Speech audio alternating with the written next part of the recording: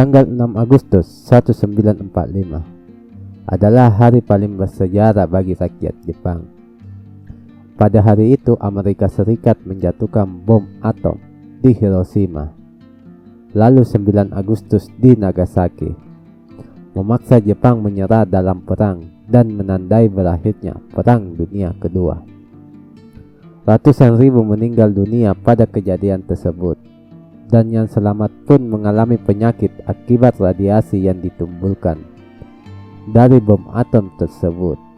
Salah satu korban yang selamat dari peristiwa bom atom di Hiroshima adalah seorang gadis bernama Sadako Sasaki.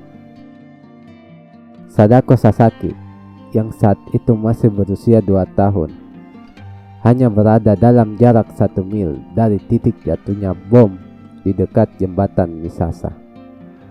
Sadako dan seluruh keluarganya berhasil lari. Sang nenek lalu kembali ke rumah untuk mengambil barang yang tertinggal. Sang nenek pun tak pernah kembali. Setelah beberapa tahun sejak kejadian naas itu, Sadako kembali menjalani kehidupan yang normal meski serba kekurangan. Ia adalah seorang gadis yang ceria dan juga seorang pelari unggul. Berkat kemampuannya itu, kelasnya langganan juara lari estafet. Suatu hari di tengah perlombaan, Sadako terjatuh. Usianya saat itu 11 tahun. Namun hari demi hari tubuhnya makin lunglai. Pada November 1954, leher dan bagian belakang telinga Sadako membengkak. 2 bulan kemudian bercak ungu bermunculan di kedua kakinya.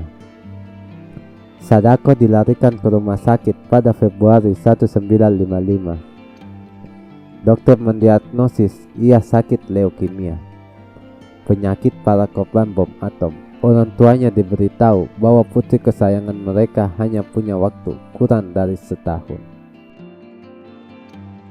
Fujiko Sasaki, ibu Sadako, dan ayah Sadako menangis di dekat Sadako yang sedang tertidur tenang.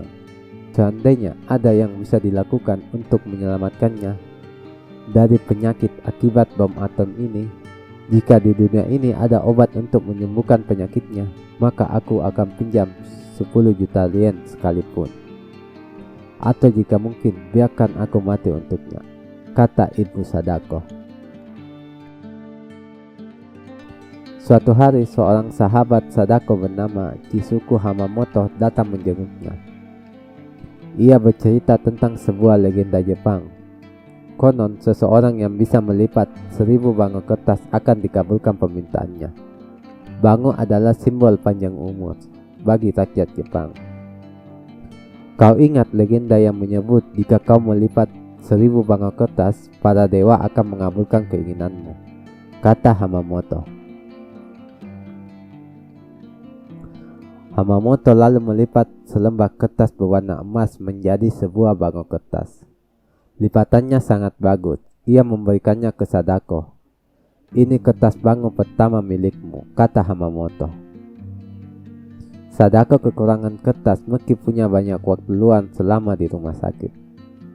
Ia menggunakan kertas obat atau kertas apapun yang bisa ia dapatkan, termasuk ke kamar pasien lainnya untuk meminta kertas dari bingkisan para pembesuk. Chisuko juga membawa kertas dari sekolah untuk digunakan oleh Sadako.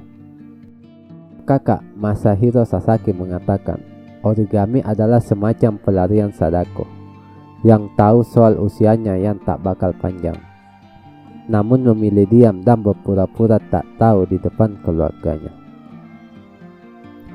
Selama dirawat di rumah sakit, kondisinya semakin memburuk. Sekitar pertengahan Oktober, kakinya membengkak dan berubah warna menjadi ungu. Keluarganya pun terus membujuk Sadako untuk makan. Sadako lalu meminta ochasuke dan berkata rasanya enak, yang merupakan kata-kata terakhirnya.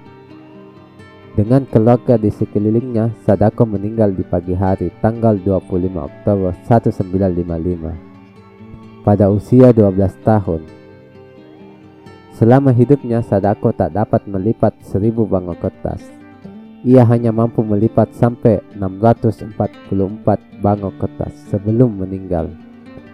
Dan teman-temannya melanjutkan usahanya sampai genap 1000. Lalu mereka menguburkan semuanya bersama Sadako.